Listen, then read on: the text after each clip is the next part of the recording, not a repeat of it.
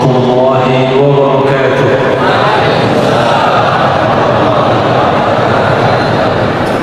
Alhamdulillah rabbil alamin, bini'matihi tatimmu shalihat.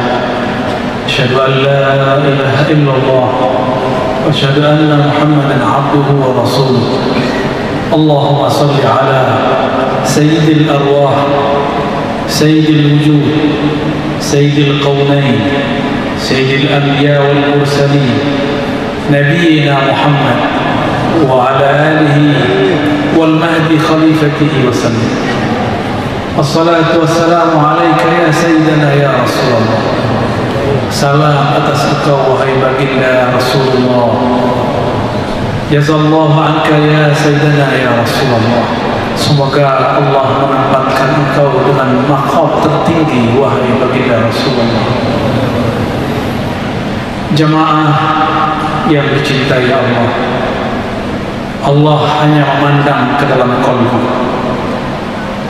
Jika kita ingin dipandang oleh seseorang yang cantik, yang gagah, maka wajah ini dibaguskan, wajah ini dicuci. Mungkin sebagian orang dia berdaki, bajunya juga dibaguskan, dibersihkan, kalau perlu disetrika, bahkan jika perlu dibeli yang baru, karena ingin dipandang. Khawatir jika dekat bau, maka kita beli deodoran, kita pakai parfum, supaya yang duduk bersama kita merasa nyaman. Jika kepada makhluk kita seperti itu, ingin dipandang wajahnya, kita bersihkan wajah. Jika ingin bertemu seseorang spesial, kita bagus-baguskan baju.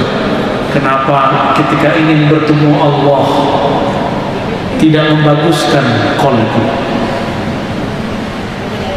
Kalau kita habis makan coklat atau makan yang berkuah, ada kotoran di mulut, kita lap. Benar? Berani ketemu seseorang tanpa lap? Jika kita tidak berani bertemu seorang makhluk sebelum membersihkan wajah, kenapa engkau berani datang kepada Allah sebelum membersihkan qalbu? Nekat kita bertuhan. Itu sebabnya kita ditolak di pintu. Bab menuju Allah itu menolak kita. Jangankan kehadiran Allah, hadir di masjid dalam keadaan tidak suci, berani? Tidak berani.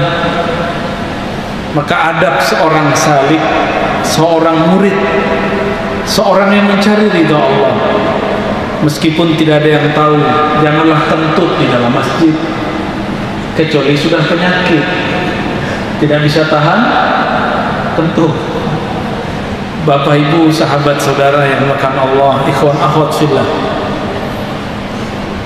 di dalam Al-Quran Allah berbicara qalbu lebih dari 100 kali. Kenapa Allah berbicara tentang qalbu lebih dari 100 kali? Karena Allah mementingkan qalbu melebihi qalibu. Qalib, penampilan fisik ini, ketaatan yang zahir, celana, sarung, serban, rida, shawl, itu qalib yang Allah pandang qalbu. Maka saya mengajak diri saya sendiri dan kita semua, mari hiasi qalbu dengan nama-nama Allah. Kita tidak mungkin menjadi hamba yang bersih mutlak, karena kita bukan Rasul, kita bukan Nabi. Wali mungkin juga belum tahu, tapi Allah selalu membuka harapan dan mengatakan, Innallaha tawwab. Allah itu penerima orang yang mengaku salah. Kita ini tidak dituntut untuk bersih mutlak. Kita cuma diminta, akuilah jika engkau salah. Sholat tadi tidak khusyuk, kita ngaku, ya Allah, aku berusaha khusyuk tapi aku tidak sanggup khusyuk. Engkaulah yang memberi khusyuk, ya Allah. Maka berikan kami pengenalan mengenai Engkau, ya Allah, sehingga rasa khusyuk itu muncul. Amin ya Rabbal. Maka beragama jangan menyusahkan diri. Jangan kemudian mengatakan saya belum suci, saya ingin jadi orang suci dulu baru ganti kopiah. Tidak. Suci di situ artinya berusaha untuk suci, bukan suci yang mutlak. Maka di dalam Al-Quran ada kalimat di surat Al-Waqi'ah, la yamassuhu illa al-mutahharun. Tidaklah menyentuh Al-Quran kecuali yang mutahhar. Mutahhar artinya yang disucikan. Siapa yang mensucikan kita? Allah sendiri jua. Bukanlah Ar-Razi yang membersihkan dirinya, bukanlah hamba membersihkan dirinya. Hamba minta dibersihkan oleh Allah Subhanahu wa ta'ala. Itulah makna astaghfirullah. Jika seorang baginda Rasul sallallahu alaihi wasallam masih merasa berdosa padahal beliau tidak berdosa, kenapa ada hari ini orang merasa dirinya tidak berdosa? Kenapa ada orang hari ini merasa dirinya lebih suci, kelompoknya lebih bersih, tarekatnya lebih tinggi? Kenapa ada orang merasa itu? Manhajnya paling dekat kepada Allah dan Rasul. Ini berbahaya. Ini bukan keruhanian Rasulullah SAW.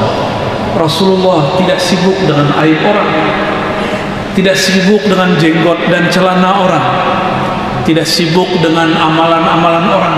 Beliau sibuk membenahi dirinya, lalu mengajari orang-orang sekitarnya. Seandainya Rasulullah orang yang saklek, tidak suci, tidak boleh datang, maka jika ada orang yang mengotori masjid, pasti itu dibunuh. Tapi Nabi tidak melakukan itu. Hadis yang sering saya sampaikan, baginda Rasulullah SAW didatangi Arab Badui, tidak ada adabnya sama sekali. Arab Badui itu Arab pelosok, tidak terpelajar, tidak nyantri, tidak sekolah. Arab Badui ini setiap kali melihat tembok, seperti sopir angkot zaman dulu, sopir truk zaman dulu kalau lihat tembok apa? Mau nembak. Tahu nembak Pak? Mau buang bensin. Ini si Arab Badui melihat tembok kok bagus-bagus begini nggak disirami, maka dia siramilah tembok masjid Rasulullah dengan bensin yang dia punya. Baulah. Di saat dia asik mengeluarkan hajatnya, tiba-tiba sahabat hendak memukulnya. Ketika itu Nabi mengatakan, da'uhu, biarkan dia menyelesaikan hajatnya.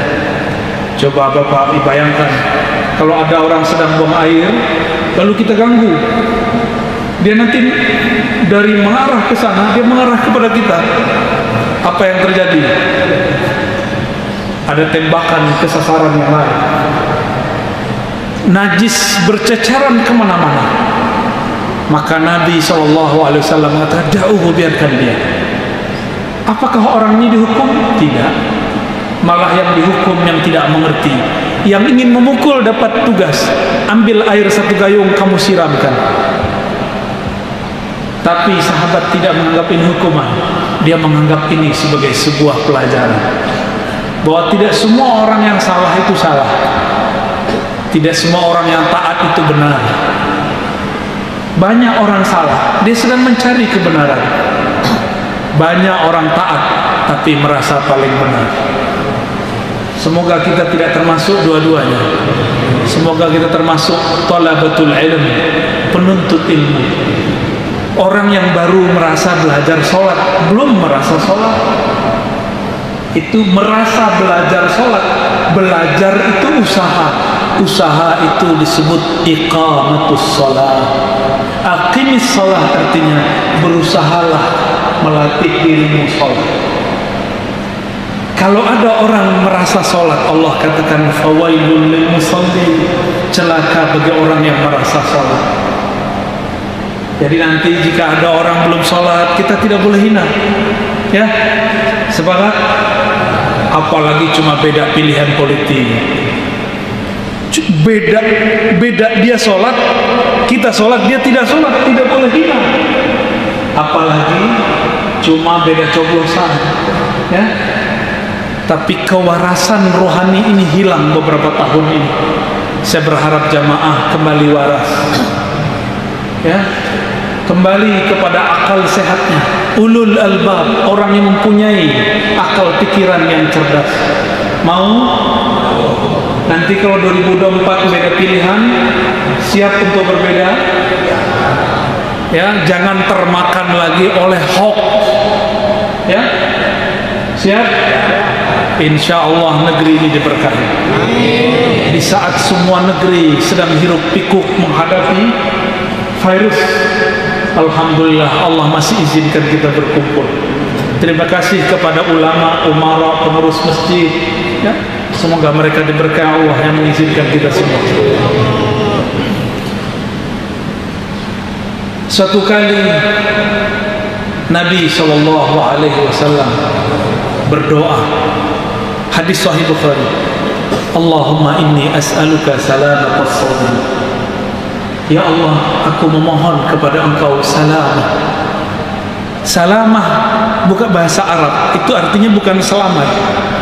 Salamah itu artinya terbebas dari keburukan dan aib. Apa arti salamah? Maka jika disebut Allahumma antas salam minkas salam tabarakta rabbana ya dzal jalali wal ikram. Assalam, Allah yang maha terbebas dari aib dan kekurangan. Nabi mengatakan Allahumma inni as'aluka salamatas sadr. Ya Allah, aku minta selamat di dalam dadaku. Apa itu? Ini Nabi yang minta. Jika Nabi meminta dadanya selamat, terbebas dari aib, terbebas dari keburukan-keburukan, maka kita lebih wajib membacanya. Meskipun secara ilmu hadis, ilmu fikih, dalam ilmu fikih dianjurkan, disunnatkan, tapi secara ilmu hakikat, berdoa seperti ini wajib. Ya, berdoa meminta supaya Allah selamatkan isi dada. Sadar bahasa Arab, sadar. Apa arti sadar bahasa Indonesia? Orang sadar. Tapi bahasa Indonesia sadar itu lawan daripada tidur atau mabuk, atau lawan daripada orang yang sudah lewat dari maksiat, itu dia sudah sadar. Tapi sadar dalam bahasa Arab, sadara, yasduru sadran, suduran, fahuwa sadirun wa dhaka masdurun. Sadara, bersumber. Sumber, di mana sumbernya? Di qalbu. Maka doa ini, ya Allah, aku memohon selamat di dalam sadarku, selamat di dalam qalbuku. Bacalah doa ini setiap selesai sholat, ya. Insya Allah sebelum wafat Allah angkat jadi walinya, kekasihnya. Amin ya Rabbal. Karena cara jadi kekasih Allah gampang-gampang susah, gampang-gampang susah. Hatta kepada anjing tidak boleh benci. Suatu kali ada seorang perempuan pelacur. Ini pelacur, Pak. Mungkin ini profesi yang kita anggap paling hina, tapi ternyata pelacur ini meskipun dirinya dia lacurkan, di kolbunya masih ada rahmat Allah. Dia melihat anjing kehausan, diambilkan air, dia suapkan kepada anjing itu. Kita katanya orang yang sujud 5 kali sehari, melihat anjing ditabrak. Di mana rahmat Allah di kalbumu? Di mana rahmat Allah di kalbumu? Karena wali Allah itu adalah hamba yang di kalbunya ada rahmatullah. Di kalbunya ada rahmat Allah. Apa arti rahmat? Kasih sayang.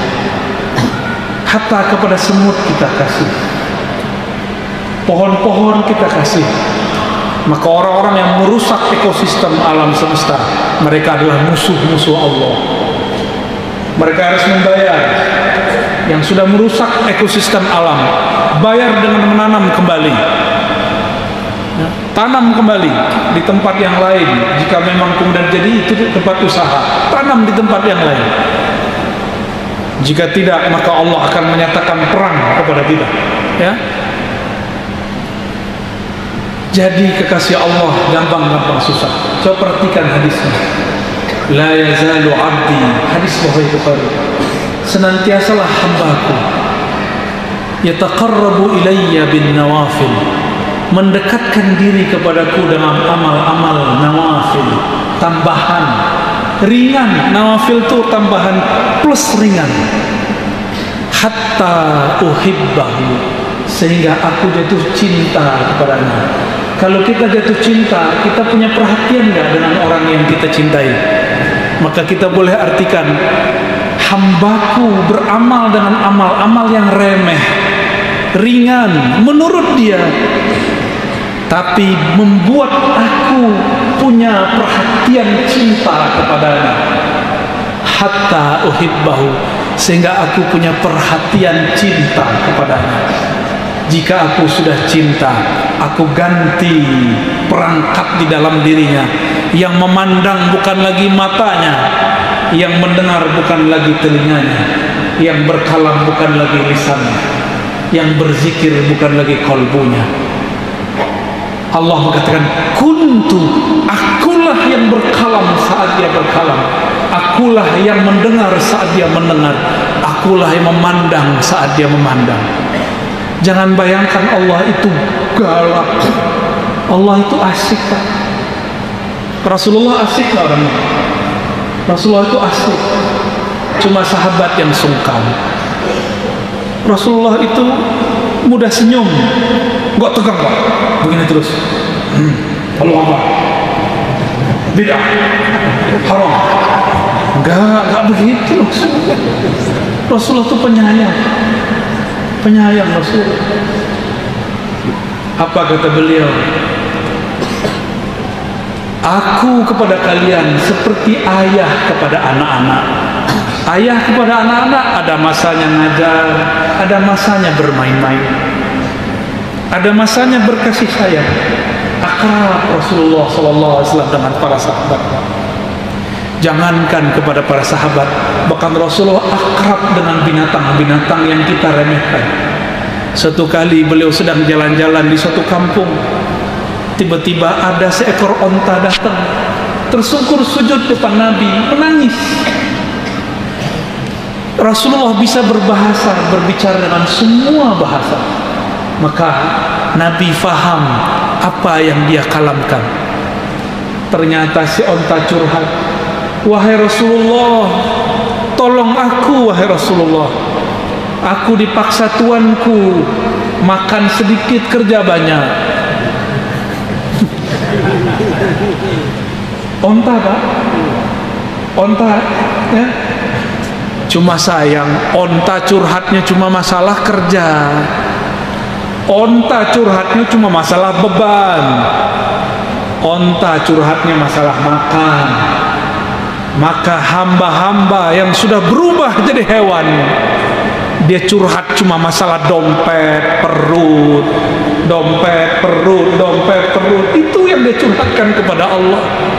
Dia bukan lagi hamba yang punya rohani hidup. Dia sudah menjadi karakter yang lain, bukan lagi karakter seorang manusia. Jadi kalau curhat kepada Allah, jangan curhat masalah dunia. Apa beda ente dengan onta? Allah sebelum kita dicipta sudah tahu masalah kita. Sudah atau belum? Terus untuk apa kita kasih tahu kepada Allah? Kalau doa minta keteguhan, bukan minta macam-macam. Ya Allah, berikan Al-Fatihah, As-Samad, lam yalid wa lam yulad. Al-Fatihah itu dengan ahad sama, ya? Jangan itu. Kalau minta itu jangan itu. Ya Allah, buat suami saya sayang, itu biasa. Ya Allah, banyakkan bini, itu biasa. Jangan itu yang diminta. Yang diminta bukan itu. Ya Allah, banyakkan rumah. Jangan.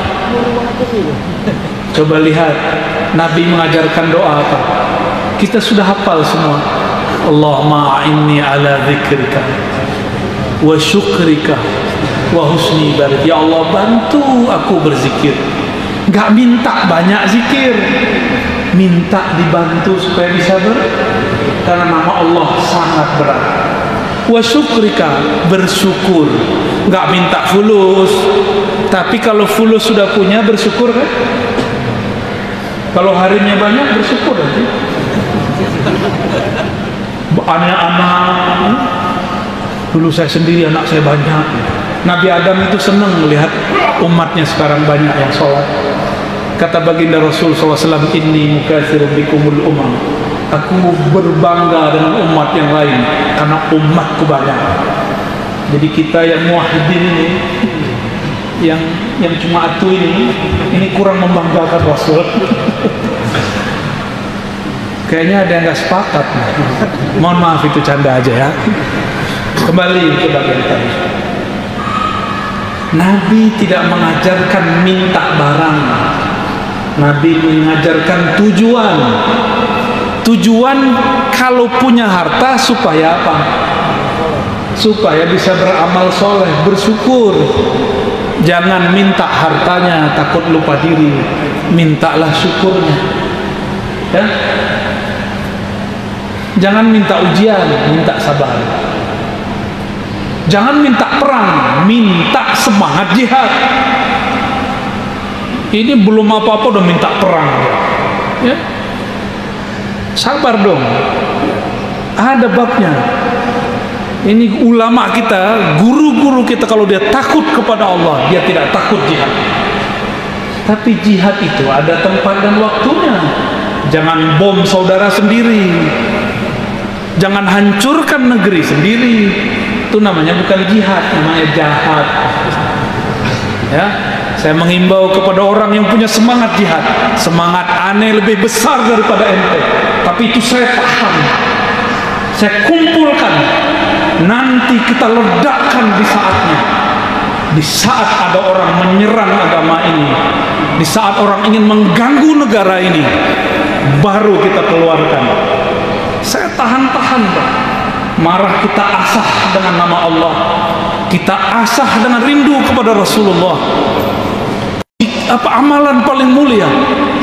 Nabi mengatakan, mengingat Allah sebanyak-banyaknya. Baik engkau lagi sholat, lagi zikir, lagi sedekah, hatta jihad. Ternyata orang berjihad kalau nggak zikir, jihadnya kurang sempurna. Makanya banyak orang jihad niatnya tidak benar, mau menikahi 72 bidadari, ya salah. Sedikit itu bro ya, menikahi 72 bidadari itu sedikit. Ente kalau masuk surga 1000 aja sedikit. Terlalu rendah. Masuk surga cuma urusan bainal fakhidain, antara dua paha. Itu terlalu hina ente masuk surga begitu. Mending datang ke lokalisasi aja. Jihad bukan untuk itu. Jihad li'ila'i kalimatillahi hiyal ulya, untuk menegakkan kalimah Allah yang tinggi. Sebelum meninggikan kalimah Allah di sana, tinggikan dulu di dalam diri.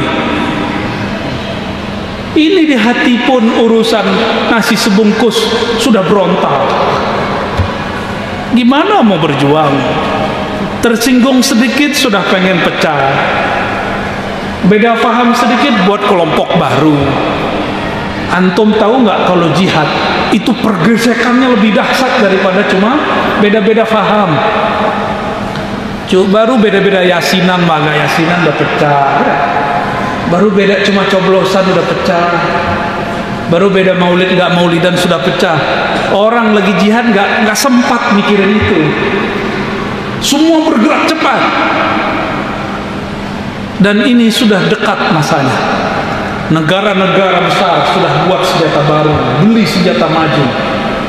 Kita masih maulidan. Tenang, senjata kita justru di situ. Untuk apa antum ya? Di dalam tank yang kuat, pakai anti peluru, tapi penakut. Untuk apa?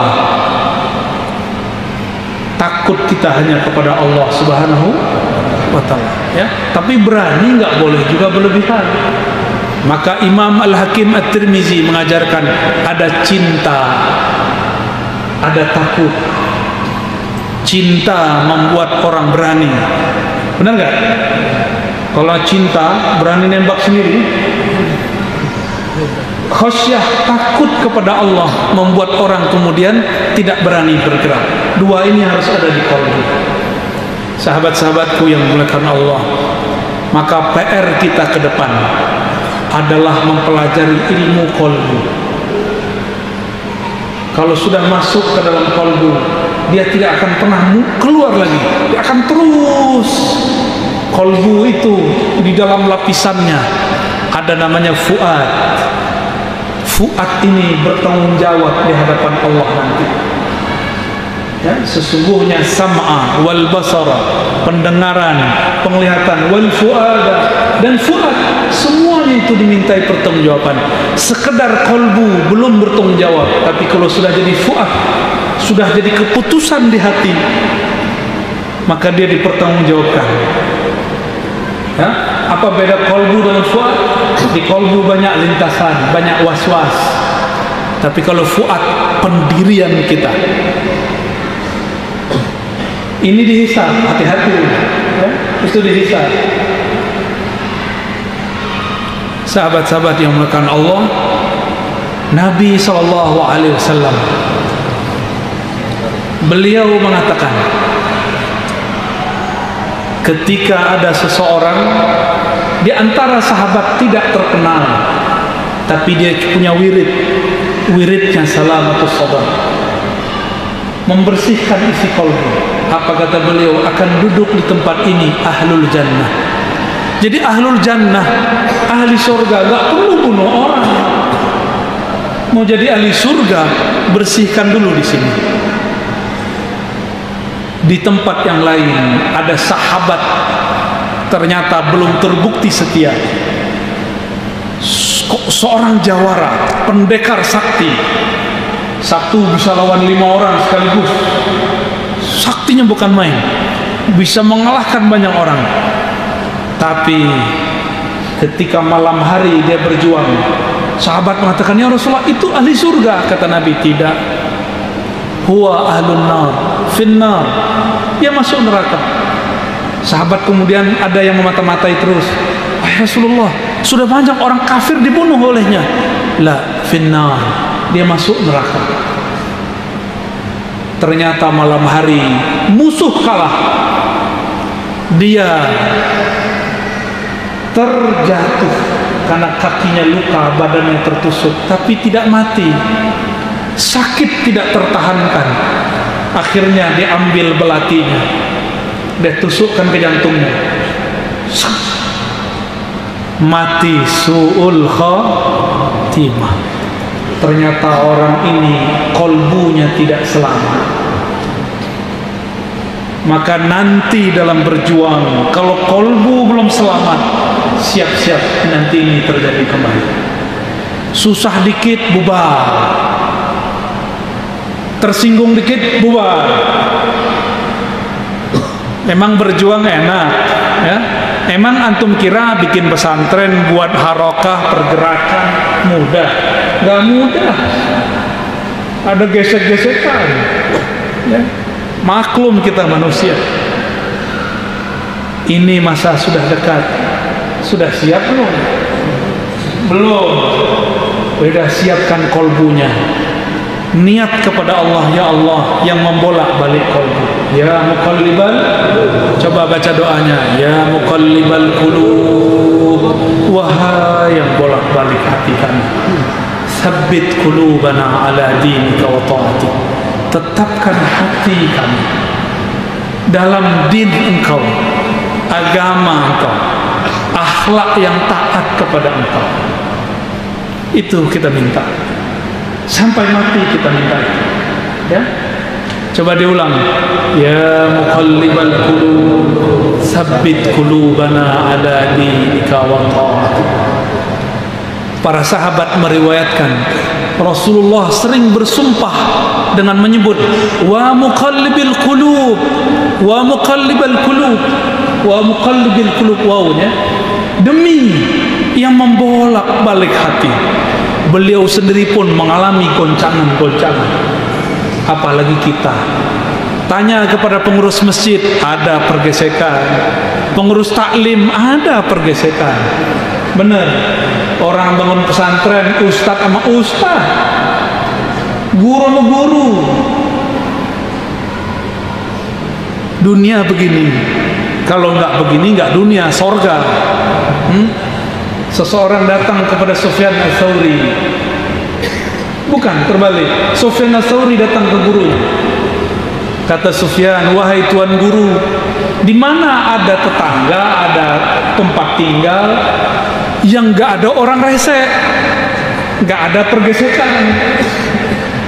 Dibawa oleh gurunya sini, dibawa ke pemakaman. Kau pindah rumah ke situ. Ya, baik. Maka bapak saudara yang bukan Allah, mari persiapkan kolbu, mendekat kepada yang mendekat, yang membolak-balik kolbu. Biarlah kolbu ini begini, dia berubah terus, nggak mungkin dia tenang.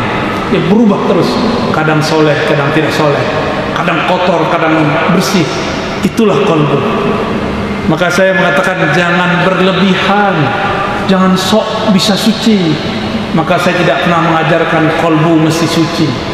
Yang ada kolbu harus sadar bahwa dia tidak suci.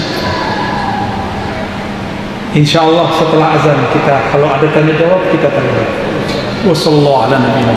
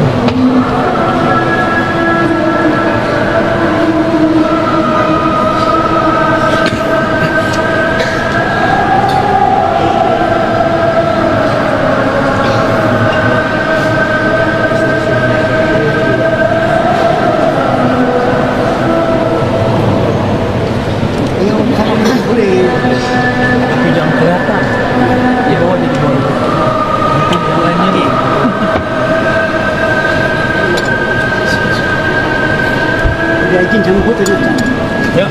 Sudah izin sama Hud. Ya. Hud alaihi salam.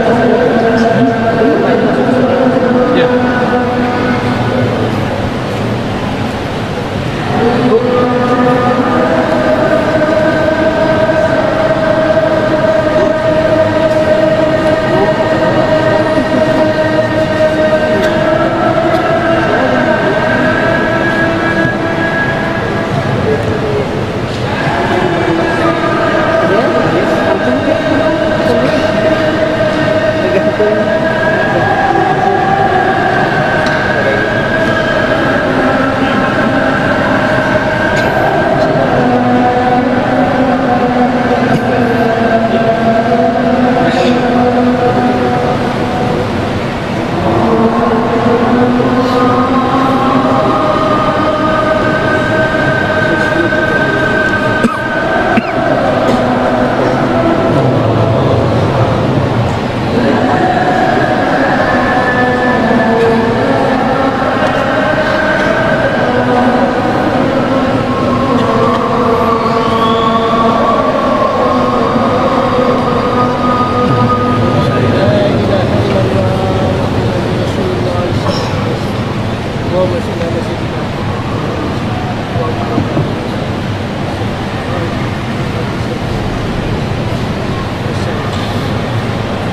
Ibu hadirin hadirin yang masih ada yang dirahmati Allah.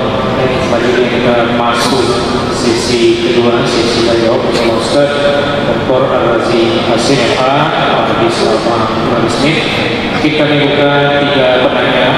Pertanyaannya mohon langsung saja, itu poin tidak berbeda. Baik, kami persilakan. Yang pertama. Depan dulu. Silakan berdiri.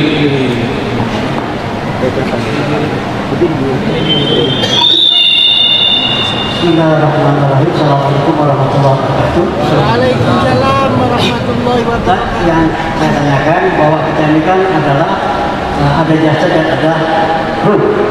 Kalau kita punya orang tua, ada orang tua jasa dan ada orang tua ruh. Bagaimana cara kita berkomunikasi kepada abul abwa dan umul abwa dalam rangka untuk menjadi anak yang soleh? Syukran. Assalamualaikum warahmatullahi wabarakatuh. Assalamualaikum warahmatullahi wabarakatuh. Cara berkomunikasi dengan abul arwah, bapak rohani, ini cuma istilah. Bapak, ibu rohani, itu dengan cara menyapanya. Assalamualaikum ya Sayyidi ya Rasulullah. Sampaikan itu. Salam rindu atas engkau wahai ayah rohaniku. Bahkan boleh dibaca Assalamualaikum ya abati ya abaruhi ya Rasulullah. Salam atas engkau wahai ayah rohaniku Rasulullah sallallahu alaihi wasallam. Ya, gitu. Jadi disapa. Sebelum kita berbicara, sapa dulu. Dan adab kepada ayah rohani baginda Rasulullah SAW, sapalah dulu. Sapalah setiap hari, setiap saat, setiap masuk ke setempat, apalagi masuk ke masjid-masjid. Ya, masuk masjid baca Assalamualaikum ya Sayyidi Rasulullah. Pulang ke rumah, undang nur Rasulullah masuk ke rumah. Assalamualaikum ya Rasulullah. Undang nur masuk ke rumah supaya rumah tidak panas. Kalau kita mau tengkar, kita ingat ada Rasul, cahayanya masuk. Kita malu kepada Rasulullah marah-marah kepada istri. Kita malu tengkar. Kita malu berbuat jorok kalau sudah mengucapkan salam ke dalam ruangan dan rumah. Ucapkan salam kepada mereka. Yang kedua. Assalamualaikum warahmatullahi wabarakatuh. Assalamualaikum. Terima kasih Bu ya. Saya tidak ada pakai pertanyaan atau apa. Saya cuma mau bilang, saya datang dari jauh dari Sintang hanya untuk ketemu ya. Karena saya memang penggemar barat dia. Baik. Alhamdulillah 90% lebih di YouTube, di story itu memang dilihat terus. Hanya itu saja Bu ya. Semoga bermanfaat. Ya. Terima kasih Bu ya. Assalamualaikum. Allahumma shalli alaihi wasallam. Assalamualaikum warahmatullahi wabarakatuh. Oke. Buya yang saya muliakan. Ini yang maksud kalbu mukmin itu apa maksudnya? Ada ungkapan ulama, ini bukan hadis. Ingat, ini bukan hadis. Ini kebanyakan kawan-kawan saya pencinta kajian kolbu tapi tidak mengerti ilmu hadis. Kalau sudah Arab disebut hadis, tidak benar ya, harus diluruskan. Kalau bukan hadis jangan katakan hadis ya. Ini bukan hadis, ini kalimat ulama memahami makna daripada masjid. Innama ya'muru masajid Allah. Yang memakmurkan masjid Allah itu orang yang beriman, yang ngapain? Mendirikan sholat, bayarkan zakat, dan selanjutnya. Lalu masjid itu bangunan ini atau orang yang sholat? Ada bangunan di Eropa, di Paris, di Prancis, di Spanyol, bahkan di Turki, ada bangunan gereja menjadi masjid. Masjid jadi gereja. Berarti yang disebut masjid itu bukan ornamen, arsitektur seperti ini. Ini budaya orang Indonesia buat masjid, mesti ada kubahnya. Dulu Nabi buat Masjid Nabawi tanpa kubah, karena kubah itu tradisi orang-orang Persia dan Romawi. Ya, jadi yang masjid itu apa? Masjid itu tempat orang sujud. Banyak orang sujud, tapi kolbunya tidak sujud. Maka tempat kolbu sujud ini juga harus diketahui. Ya. Di bagian manakah kolbu kita sujud? Ketika seseorang mengenali rahasia kolbunya, maka dia akan sadar kolbul mukmin baitullah. Masjid hakiki itu ada di kolbu. Itulah sebabnya malaikat itu datang bukan ke bangunan yang seperti ini. Malaikat datang kalau di dalam bangunannya ada orang-orang yang kolbunya sudah jadi masjid. Ya, kolbunya sudah makmur menyebut nama Allah. Yuzkarus fi hasmuh, nama-nama Allah disebut-sebut di sana. Maka setiap kolbu yang sibuk menyebut nama Allah, sibuk membesarkan Allah, kolbunya masjid. Kolbu kita sudah jadi masjid belum hari ini? Belum ya? Sudah menjadi rumah Facebook? Sudah menjadi sampah WhatsApp? Apalagi sudah menjadi gudang Instagram. Kapan kolbu ini menjadi masjid? Apabila orang mulai menyebut nama Allah di dalamnya. Maka belajarlah zikir kolbu, zikir khafi, wazkur rabbaka fi nafsik. Begitu Allah berkalam dalam Al-Quran surah Al-A'raf ayat 205. Sebutlah nama Rabbmu. Siapa nama Rabb engkau? Siapa nama Rabb engkau? Katakan Allah. Itulah pentingnya belajar zikrullah. Itulah pentingnya talqin zikir. Carilah guru yang tepat. Semoga beliau terima kita jadi murid. Amin ya rabbal alamin. Terima kasih. Assalamualaikum warahmatullahi wabarakatuh. Saya ingin bertanya, guru saya selalu kalau kita sholat belum takbiratul ihram mengucapkan ilahi maksudul wabarakatuh. Lalu setelah salam, tangan beliau selalu begini, lalu ini. Saya tanya yang dibaca itu apa? Istighfar. Jadi kalau kamu sholat, hati kamu pasti tidak betul, maka bersifat kamu. Tapi ditandai ini, saya khawatir juga itu menambah hidup sholat. Lalu dikatakan bid'ah. Lalu yang ketiga, setelah baca doa, ketika dia berpikir, dia mengucapkan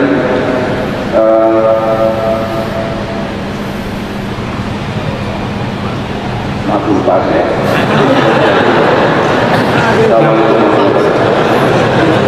Baik.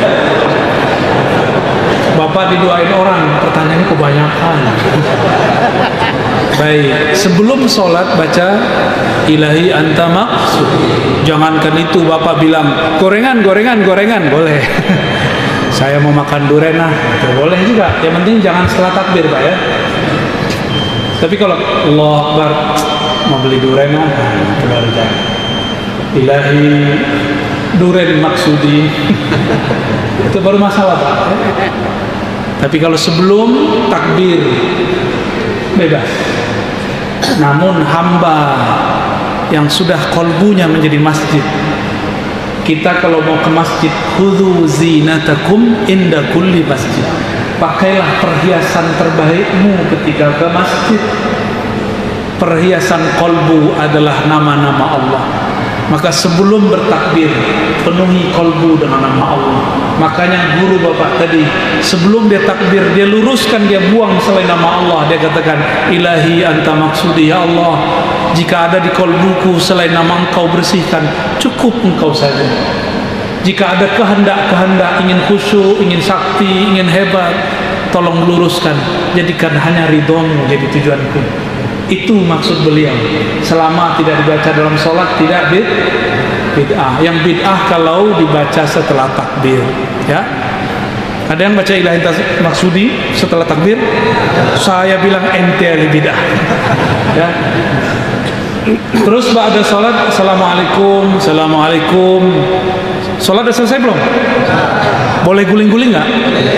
Boleh loncat-loncat nggak? Boleh dengerin YouTube saya nggak? Kalau cuma begini boleh nggak? Oh, kalau yang akhwat bedak-bedak, boleh nggak bedak-bedak habis assalamualaikum? Ini nggak ada masalah. Adapun beliau begitu karena Nabi dulu pernah setiap selesai sholat beliau minta ampun kepada Allah. Karena Nabi tidak punya dosa, maka beliau tidak megang apa-apa. Beliau cuma merasa berdosa. Karena merasa kurang, cukup bersyukur. Kalau kita ini banyak dosa, mulai dari otak ini yang jorok. Udah jorok kan hari ini? Tuh, jujurlah, walaupun kepalanya pakai songkok, dalamnya jorok. Saya sama. Otak saya ini sama kotornya dengan otak Bapak. Cuma bedanya Allah pertemukan saya guru-guru yang mengajarkan cara mengklinnya, membersihkannya. Jadi kalau mau sholat terasa nikmat lagi. Kita mau makan, piring kotor, bisa makan. Kita mau makan, di baju ada bisa makan. Mau ketemu Allah, Allah menyajikan makanan namanya sholat. Di kolbu ada hasad, ada tai sombong.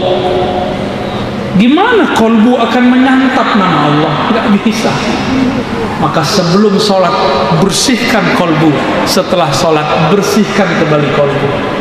Dengan cara kita hanya mampu berusaha istighfar, Allah lah yang membersihkannya. Ya. Baik. Bismillah. Assalamualaikum Ustaz. Assalamualaikum. Salam ta'zim, salam hormat kepada Ustaz. Pertanyaan dari saya mengenai Ustaz. Jadi ada kata Allah Subhanahu wa taala, "Kenapa menginginkan ladina itu tidak wajib?" Jadi bagaimana cara agar ketika kita baca Quran itu nikmat? Karena kalau saya sering mendengar ceramah Ustaz itu tentang bagaimana cara berkhulwat dengan Allah Subhanahu wa taala.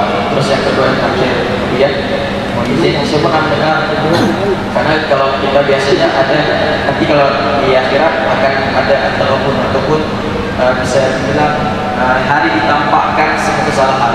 Itu bagaimana pandangan ataupun daripada Islam kita ketika kita sebagai pendosa ini, bagaimana cara memotivasi yang terbaik pada diri kita? Kadang-kadang kita sebagai anak muda untuk melakukan kebaikan selalu dilakukan dengan bagaimana kesalahan-kesalahan itu di belakang. Bagaimana mau bicara Ustaz? Assalamualaikum. Supaya tertarik membaca WA, kenali dulu siapa yang ngirim WA. Supaya menarik membaca message, kenali dulu siapa yang mengirim message. Kalau yang mengirim si dia yang kita cinta, walaupun beberapa tahun yang lalu dibuka nggak, dibalas nggak, asik nggak balasnya. Tahu-tahu berbalas sudah 2 jam. Ya, begitulah orang yang sudah cinta kepada Allah. Maka tahu-tahu baca Quran sudah 3 jam, Tahu-tahu baca Quran sudah tamat. Kalau sudah kenal kepada Allah yang menurunkan. Tapi kenal kepada Allah, semakin engkau mengenalinya, semakin engkau menyadari betapa engkau tidak dapat mengenalnya. Karena dia sangat-sangat luas. Dia sangat-sangat hebat. Semakin kita mengenalinya, semakin kita sadar, aku tidak sanggup mengenal dirimu ya Allah. Hanya engkau yang mampu mengenal dirimu. Bagaimana dengan pertanyaan kedua? Kita sama-sama muda, cuma beda umur. Saya sudah kepala 3 ya. Kalau 35 itu kepala 3 apa kepala 4? 3 ya. Ntar lagi 36. Emang antum kira saya nggak pernah dosa? Saya pernah dosa.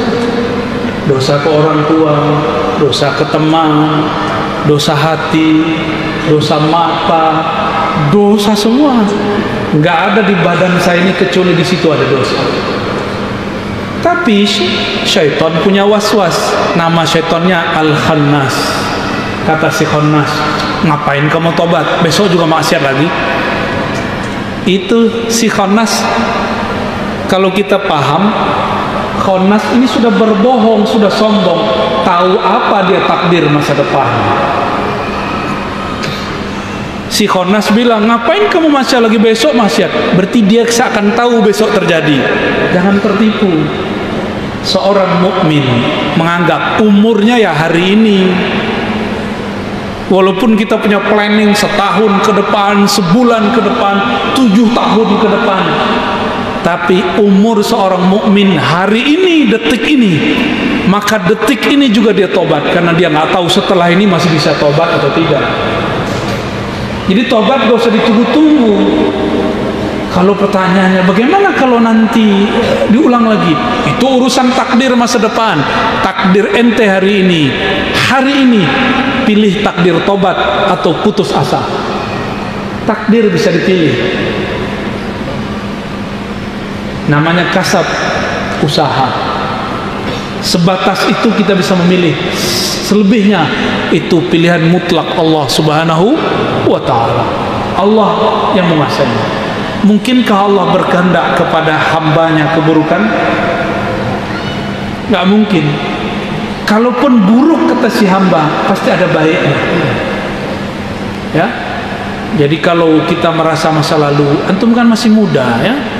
Ini yang tua-tua, ini maksiatnya lebih besar dari antum. Ini mau soleh kok. Paling cuma maksiat 2-3 kali kan, ngicip-ngicip.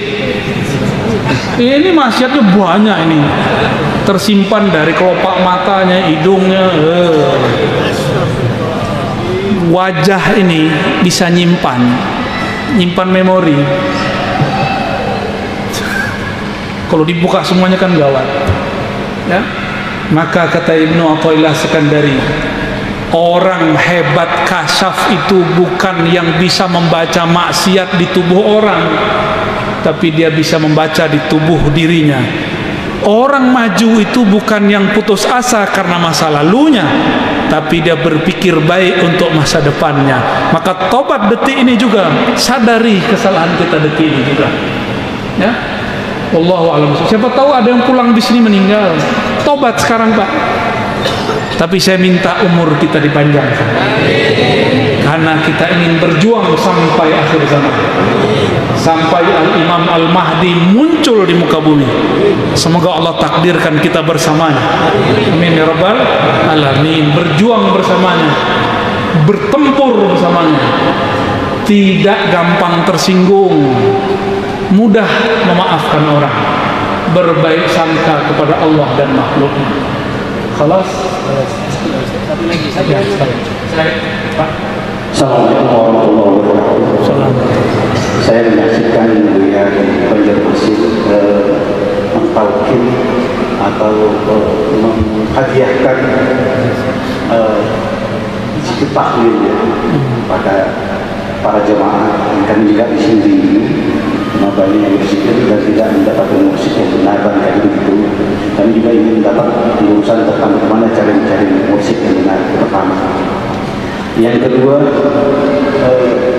kami ingin pada Buya ini karena bagaimanapun zikir yang baik dilakukan tanpa mengenal nama roh pribadi, roh diri, mungkin akan nyasar entah kemana. Kiranya bagaimana caranya Buya memberikan gambaran kepada kami untuk mencari mursyid atau siapa saja yang bisa memberikan jalan kami untuk menemukan nama roh diri. Terima kasih. Yang terakhir mungkin sangat santer gitu, bahwa ini akhir zaman, Mamadi telah banyak dinyatakan telah belajar bahwa saat ini saya ikut zikir Buya walaupun melalui YouTube, tetapi selalu berterima kepada Buya juga dan kepada guru-guru lainnya. Menurut para ulama atau pendapat Buya, jika kita mengikuti kajian seorang guru atau yang berada di YouTube ya, barangkali atau di media sosial lainnya, secara utuh, tidak tertinggal sedikit pun dari ketikan-ketikan kalimatnya pada satu majelis tertentu, apakah sah zikir kita itu mengikuti aliran itu? Karena kita yakin bahwa aliran itu benar dan sesuai dengan kajian. Kita punya kitab sendiri yang sama pada itu. Terima kasih. Assalamualaikum warahmatullahi wabarakatuh. Assalamualaikum. Nama ruh, bermursyid, dapat talqin, itu semua hak dari Allah. Jika memang kita dapat haknya, maka Allah mudahkan bertemu guru-gurunya, ya. Maka mohonlah kepada Allah supaya Allah memudahkan kita, ya. Yang penting jangan jauh-jauh dari kekasih-kekasih Allah. Dan yang kedua, mengenai berguru lewat online.